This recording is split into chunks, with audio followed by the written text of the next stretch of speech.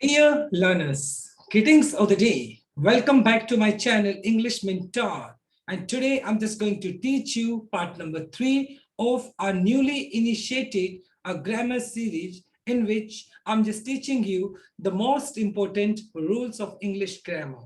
And I guarantee if you learn these all English grammar rules, you can crack any exam.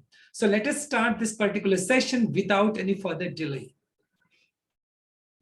So my dear student, today we are going to discuss about specific pair.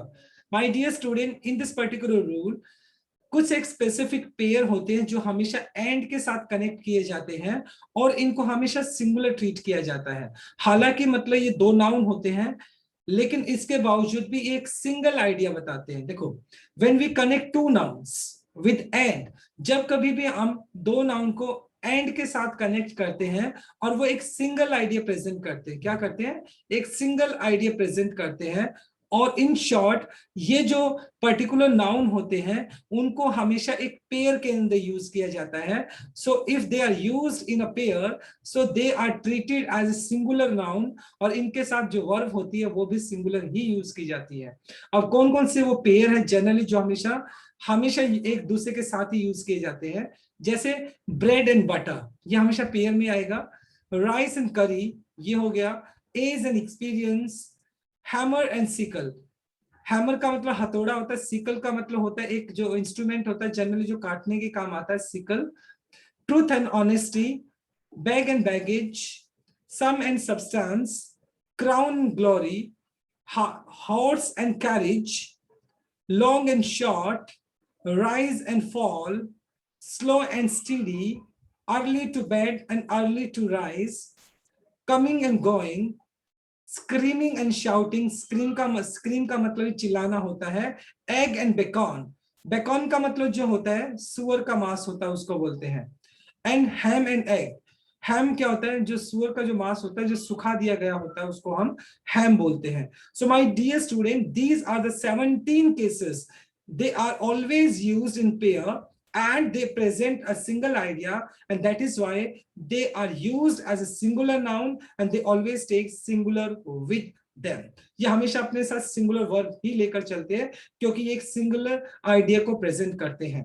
So let us understand through some examples. देखते हैं। सबसे पहले देखो, bread and butter. अब dash है यहाँ पे my favourite breakfast, तो ऑप्शन में आपको इज और आर दिया है।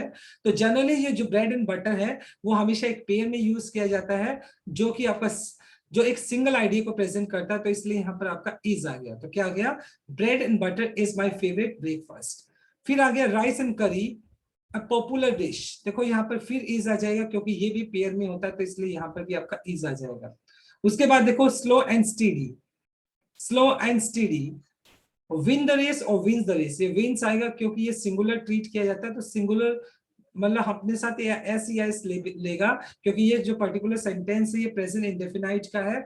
और प्रेजेंट इंडेफिनाइट के केस के अंदर जब आपका सब्जेक्ट सिंगुलर होता है, so in that case we have to use S और ईएस विद द वर्ब। हमें वर्ब के साथ भी हमें क्या यूज करना पड़ता है? एस या ईएस यूज करना होता है। देखो नेक्स्ट एग्जांपल देखते हैं। Do you believe in this old saying, क्या आप इस पुरानी जो कहावत है उसके अंदर विश्वास करते हैं? That early to bed and early to rise make a man healthy, wealthy and wise. देखिए, अब early to bed and early to rise, make नहीं बल्कि मेक्स आना चाहिए। Y so? बिकॉज ये जो पेयर इसको हमेशा क्या यूज किया जाता है? सिंगुलर सब्जेक्ट माना जाता है, और सिंगुलर सब्जेक्ट अपने साथ सिंगुलर वर्ब भी लेकर चलेगा, तो यहाँ पर मेक्स आना चाहिए ना कि make, right? So my dear student, I told you 17 cases. in that cases actually we take pair as a singular subject and we always use singular verb. तो जनरली वो हमेशा पेयर में यूज किए जाते हैं, उनको सिंगुलर सब्जेक्ट ट्रीट किया जाता है, सिंगुलर वर्ब लेते हैं क्योंकि वो एक सिंगल आइडिया को प्रेजेंट करते हैं। But we have one exceptional case, हमारा एक एक्सेप्शनल केस है जिसमें टाइम एंड टाइड है। हालांकि टाइम एंड टाइड जो है ये भी हमेशा पेयर में ही यूज किया जाता है, लेकिन टाइम एंड टाइड हमेशा अपने साथ प्लूरल वर्ब लेकर चलता है, यहाँ पर वो सिंगुलर वर्ब लेकर नहीं चलता है। तो ये एक एक्सेप्शनल केस है जो आपको ध्यान में रखना है। तो टाइम एंड टाइड हालांकि पेयर में यूज होता है, लेकिन इसके बावजूद भी ये हमेशा अपने साथ प्लूरल वर्ब ही लेकर चलता है। कहते हैं time and tide wait for none, wait for या वेट्स फॉर, वेट्स तो आपका फर्स्ट फॉर्म हो जाता यानी सिंगुलर वर्ब हो जाती एस के साथ, लेकिन वेट आएगा प्लूरल वर्ब हमें यूज करनी पड़ेगी क्योंकि टाइम एंड टाइड जो है वो एक एक्सेप्शनल केस है, तो यहाँ पर आपका वेट आ जाएगा, क्या आ जाएगा, वेट, राइट, ये एक्सेप्शनल केस है, you need to understand it. Now my dear student, we are just going to discuss some conjunctions. इस पर्टिकुलर रूल के अंदर कुछ कंजक्शंस को डिस्कस करने वाले हैं। देखिए अब मैं बात करूं, दो कंजक्शंस बताई गई हैं यहाँ पे, एज वेल एज या नो लेस। देखिए अगर मैं बात करता हूं जब कभी आप दो सब्जेक्ट को जैसे एज वेल एज या नो लेस, जब आप दो सब्जेक्ट्स को सब्जेक्ट वन और सब्जेक्ट टू, जब आप सब्जेक्ट वन और सब्जेक्ट टू को एज वेल एज या नो लेस के साथ कनेक्ट करते हो, इन that case always keep one thing in your mind, verb should agree according to the first subject। जब कभी आप मतलब आपने दो सब्जेक्ट यूज किए, दो नाउन आपने यूज किए या दो सब्जेक्ट आपने यूज किए, तो उस केस में जो एज वेल एज या नो लेस से पहले जो सब्जेक्ट दिया होता है उसके हिसाब से आपकी वर्ब यूज की जाती है।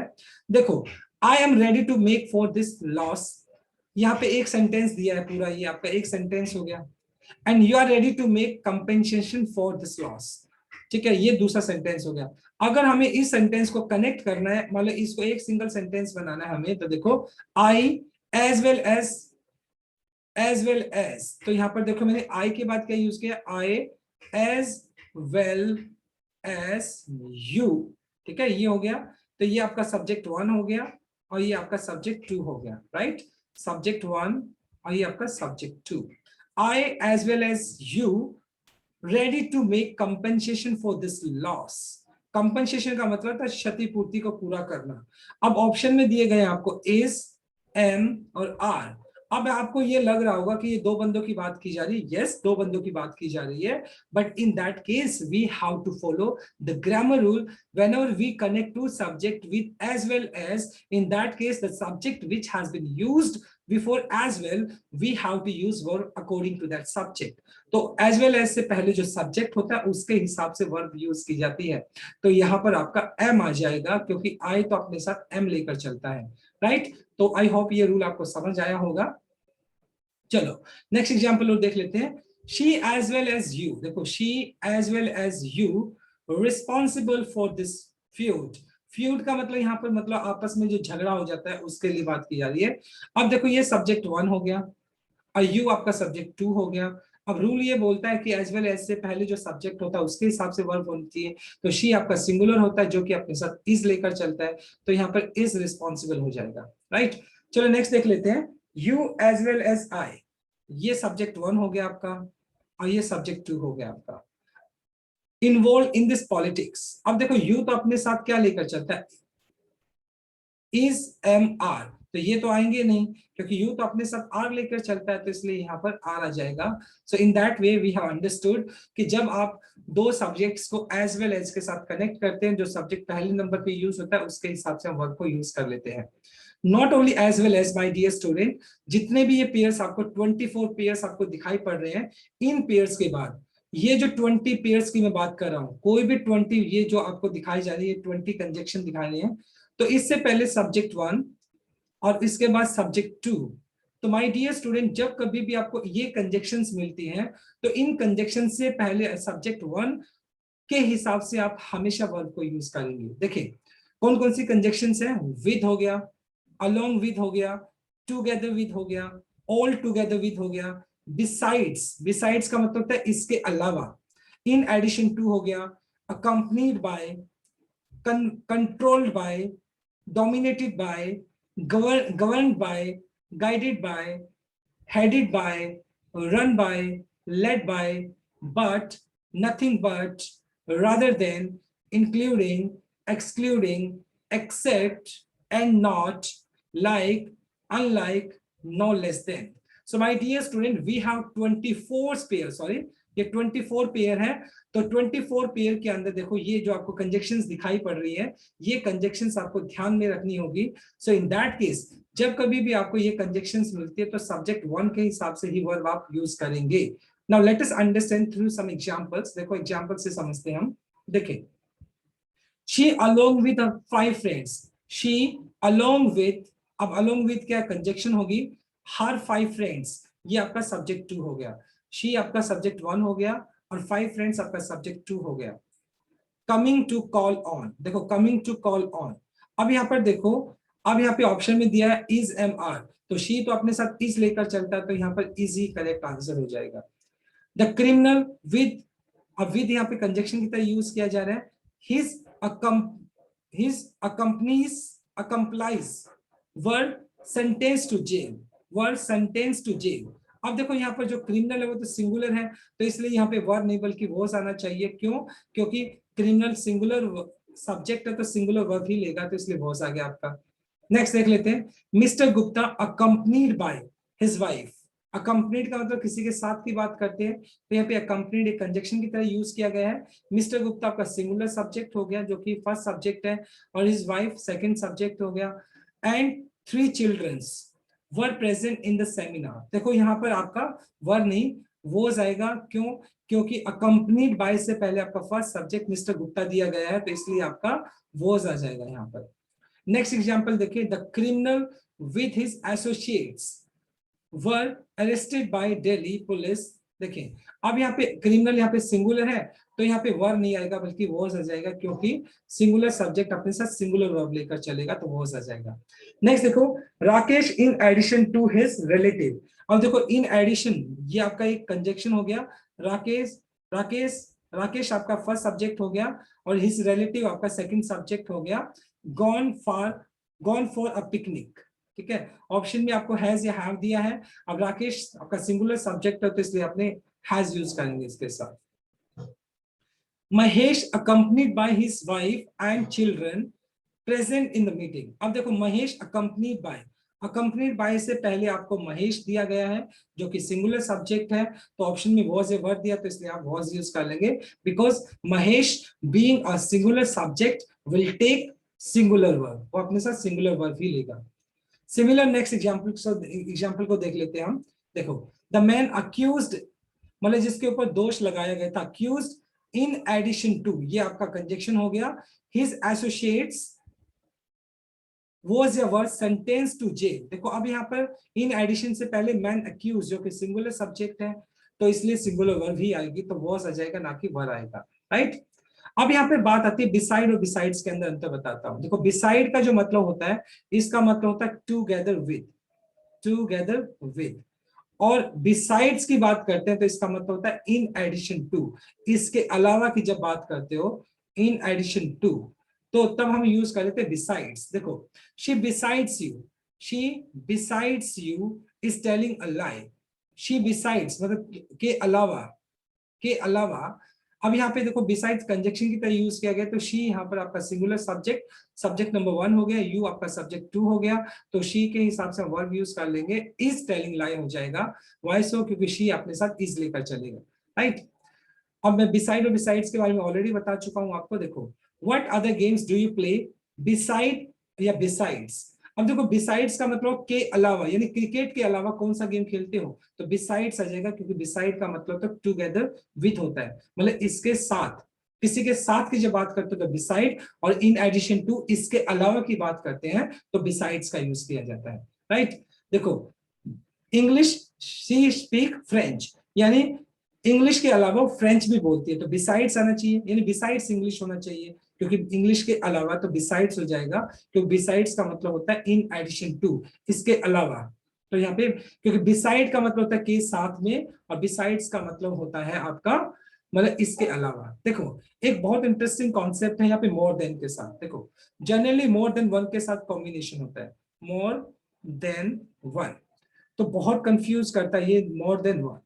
देखें, बहुत इजी तरीके से आपको मैं बताऊं, अगर मोर देन के बाद, अगर मोर के बाद अगर आपको नाउन यूज करना होगा, तो उस केस में आपका नाउन क्या होना चाहिए, नाउन आपका प्लूरल होना चाहिए।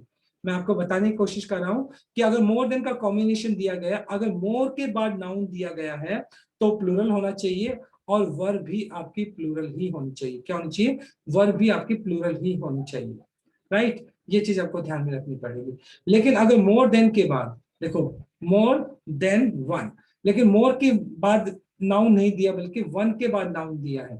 अगर देखो फिर let me just make it clear again, अगर मोर के बाद नाउन दिया है तो प्लूरल होना चाहिए, वर्ब भी आप प्लूरल ही यूज करेंगे। लेकिन अगर वन के बाद अगर आपको नाउन दिया गया है तो वो नाउन आपका सिंगुलर होना चाहिए। क्या होना चाहिए? वो नाउन आपका सिंगुलर होना चाहिए, और वर्ब भी आपकी क्या होगी? वर्ब भी आपकी सिंगुलर ही यूज होगी।